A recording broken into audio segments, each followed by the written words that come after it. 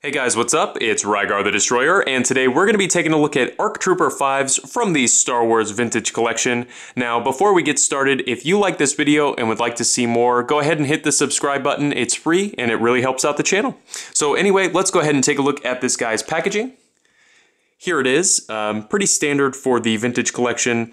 Nice big color image of 5s here on the front, and then whenever you flip it over onto the back, it's got all of the other figures that were released in this wave. Pretty standard stuff, so let's go ahead and get back to the figure itself here. Now, he stands at, let's see, it would be about 4 inches tall to the top of his antenna, and then, or I guess it's his viewfinder, and then about 3 3/4 inches tall to the top of his helmet. So he's right in scale with all of your other 3 3/4 inch action figures, and he comes with a ton of accessories. The first one here is already on the figure, and that is his removable helmet. Now, as you can see here, this is very nicely sculpted and painted. Looks really nice, and it is made of kind of a softer material, so it's not going to break. And then, as you can see here, the rangefinder does actually articulate, which is super cool. It's a super cool detail on this figure. And then underneath the helmet, you've got a very nicely sculpted and painted clone face under there, which looks very nice. It looks almost like they've done the face printing tech that they do on the Black Series on there, which is very cool. His next accessory is this blaster rifle here.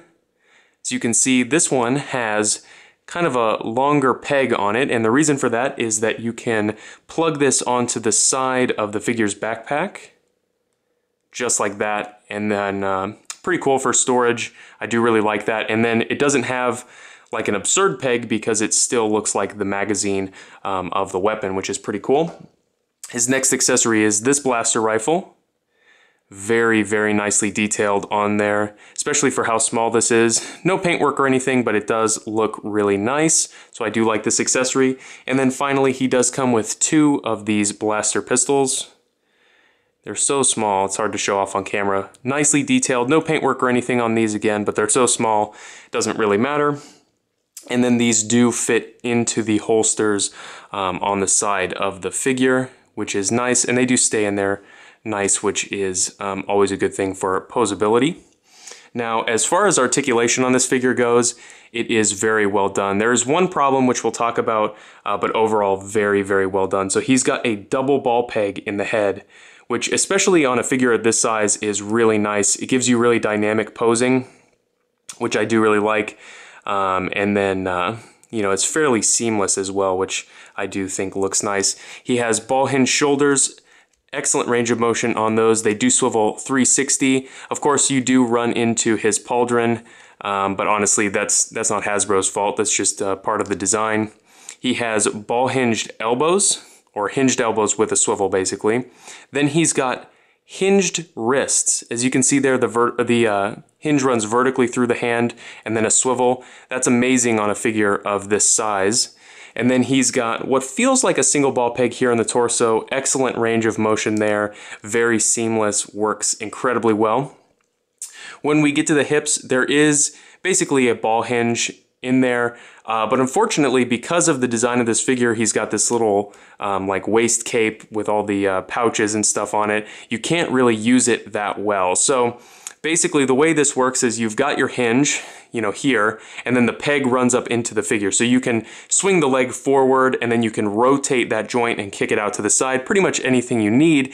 And then you've got a thigh swivel on top of that, so that, you know, the knee pad and everything is always facing the correct direction. So that's a really well done style of articulation. I think it would work really well, but you can't really use it because of the cape and everything on there. One other problem that I could see people running into with this figure is that if that joint is swiveled, actually it's so hard to see, you can't even see it on there. When that joint is swiveled in the wrong direction, if you try cranking the leg forward, you could definitely snap the peg off, and that would be really frustrating on this figure. So just be extra careful with these hips. The articulation is there and it has the potential to work well, but just as far as this figure is designed, I don't think it's implemented super well. Like I said, there is a thigh swivel on top of that, very nicely hidden. Hinged knees with a swivel, hinged ankles with an ankle rocker. So overall, I think that this figure is incredibly well done.